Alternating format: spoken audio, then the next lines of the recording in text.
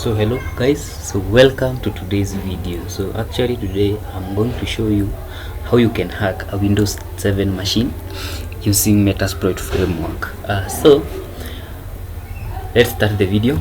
So I'm going to go to my root terminal. I'm gonna clear, then I'm gonna type msf console. So I'm starting the Metasploit framework. So as the Metasploit framework is launching, I'm going to go to my apps and I'm gonna search for VirtualBox. So I'm starting Oracle VirtualBox because I want to use Windows 7 as a virtual machine. So that is our target machine, the machine we want to attack. So as we give it a minute to start, so let's check see whether Metasploit has launched. So it's also launching. Okay, so let's start our Windows machine. So this is a Windows 7 x64-bit. So we're gonna start it. We're gonna give it some time. So as you can see, it's launching. So let's give it some time. So guys, today I'm going to use an exploit that was released in the year 2017. This exploit was targeting Windows 7 and some specific functions of Windows. So guys, this exploit is known as the Eternalblue. So and it was released by the NSA, that is the National Security Agencies of America, and it exploited it actually exploited a couple of Windows 7 until it was detected, and then it was released to the public. So and some people did what we call reverse engineering, that is they recreated it, and they used it to create what we call ransomwares, and they attacked a couple of systems. So today I'm going to show you how you can exploit the Windows 7 machine, and it might look irrelevant because you may be thinking that the Windows 7 is outdated, but you can be sure that there are people who are still using Windows 7. There are people who don't care about upgrading their Windows. So there are people who are still using Windows 7, and those Windows 7s are vulnerable to this kind of attack. So as we are waiting for it to load, so I'm gonna be showing, okay, it's loading. So I'm gonna be showing you something here at the Metasploit. So as you can see, Metasploit has got a couple of things. So that is that's a banner. It's kind of a GUI, something that is like appealing to your eye, that is to captivate your attention. So as you can see, the other one we have the Metasploit, that's the version. So this Metasploit 6, it's a version 6 of Metasploit. So it has a couple of exploits. Sorry, that's a machine loading. So we have auxiliaries for scanning. We have post, that is the post exploitation after you have accessed the system. We have the payloads, and we have the encoders, that is the encoders actually they encrypt the payload so that the firewall or the antivirus will not detect it. So I'm gonna clear here. So I'm gonna clear. So I'm gonna search, say I'm gonna use this exploit called Eternalblue. So use exploit Windows. It attacks, in fact it attacks the SMB port. SMB port is port 445 on Windows. It's known as the server message block. So server message block is used for sending messages, that is communication between a Windows system and the outside world. So this exploit overrides the buffer memory of the Eternalblue, of the SMB, and gives you root access to the system. So I'm going to use that exploit. As you can see, it's already been configured and saying no payload configured, defaulting to default Windows 7 reverse metadata. So actually we can still use that. So I'm gonna tell you to show options. So the options are here. So we can see R45 is already set, so that is port 445, the SMB port. R host, so this is the target host. So this is the IP address of our target system, and also you can see L host. L host is my IP address, so the IP address that is going to report back to. We also have L port. L port is also the port that is going to listen from. So I'm going to clear so that I can set the L host. So now we want to know the IP address of our target system. So we can come here. I'm gonna click on the CMD, that is the command prompt of Windows. You see IP config will tell you the IP address of your system. As you can see, it's 192.168.56.5. so we're gonna close that one, and then we're gonna come and say set our host. So uppercase, you can use uppercase or lowercase. Set our host. 192.168.56.1.5, sorry, .5. So I'm gonna enter. I already set the R host, so we're gonna show options again so that we can make sure you haven't left anything behind. So as you can see, everything is set. I'm gonna clear so that we can see it well. So I'm gonna clear, then I'm gonna tell it to exploit. So it's going to scan. As you can see, it's saying host likely vulnerable. So let's see whether it's going to connect, and it can act. So it's not a must that it's going to connect with the first attempt. Sometimes you're going to find that it's going to fail. So actually for now we are lucky that it has connected. You can see we have a win and we have a reverse Metasploit. Now I can confirm that we are inside the Windows machine. I can tell you we can do since info.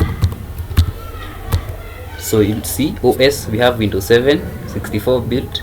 So we have Windows 7 x64. You can see architecture is x64-bit. The English and the domains, that is work group and whatever, that is the information about the Windows. Now what else can we do? Let me show you. We can type shell so that it can give us a Windows shell. You see, now we have Windows system 32. Now you want to see who you are on that system, so you can check your privileges. You can say who am I,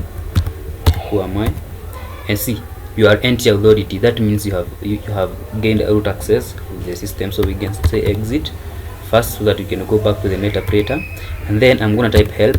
So when you type help, these are the number of commands that you can actually that is execute. So first of all, let me show you hash dump. So hash dump gets all the password hashes stored on the machine. So I'm going to say hash dump. So as you can see, we have advanced data. This is the hash. So this is hash. So what we can do, for example, you want to know the type of hashing, because hashing are of different types. So you can see this. I'm gonna copy that one. You can copy selection, and then I'm going to my applications here, and then I'm going to password attacks. Then I'm going to offline attacks, and then I'm going to do what we call hash identifier. Then after, so we're gonna wait for the terminal to open so that we can know the type of hash. So meanwhile, as you can see, now we have a guest. Okay, it's already opened. Let me paste. So as you can see, then I'm gonna type. As you can see, it's telling us the possible hash is MD5. This is one of the hashing formulas. So hashing formula is whereby you encrypt a password so that you don't store it in plain text, so that if a person is able to access it, he's not able to read it just directly. Maybe he can crack it if he can, but if the hashing formula it's kind of complex, more complex, and the hacker is not able to crack it, then the passwords are safe. So that is the first thing you can do. You can say hash dump. Then you can see you can actually get the hashes, the password hashes from the system. Also, let me show you some other things. So second, we can do what we call webcam list. You can do what we call webcam list. Now, so webcam list is listing the cameras that are on that system. Webcam list, as you can see, no webcams found. Actually, I think I have not yet attached a webcam, so I'm gonna come to my machine and I'm gonna say devices, and I'm gonna say webcams. I'm going to use my what you call my camera. So I'm gonna go back here to my root, then I'm gonna say webcam list again. So let me see whether the command will come back. Yeah, as you can see, virtual webcam, HP webcam. So that's my webcam. So then we can do this webcam snap. So now you can take a screenshot. Let me show you. Or say webcam snap. So you can take a screenshot from the camera, specified camera. So look, it has opened the camera. So, and as you can see, the image is dark, you can see it, but I think there's no light. I'm in a dark place, so you can see me. So but that's a picture. So but you can also do this. That is the first thing you can do. So you can do also a webcam stream. Because I'm in the darkness, it's the same thing. So but you can see me. So I'm going to show you what you call screen sharing. So you can do screen share with the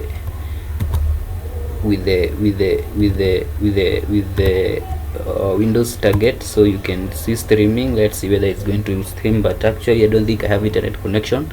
So let's see whether it's going to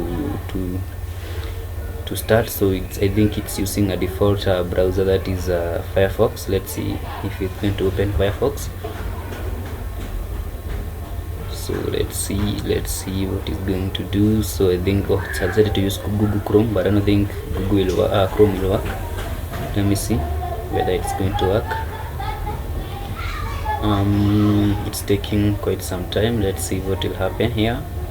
So file could not be accessed. Most of the time Chrome doesn't work well with this kind of exploit. I don't know why. Most of the time Firefox works very well. So as you can see, it's actually failed. Let's see whether I'm gonna exit the system.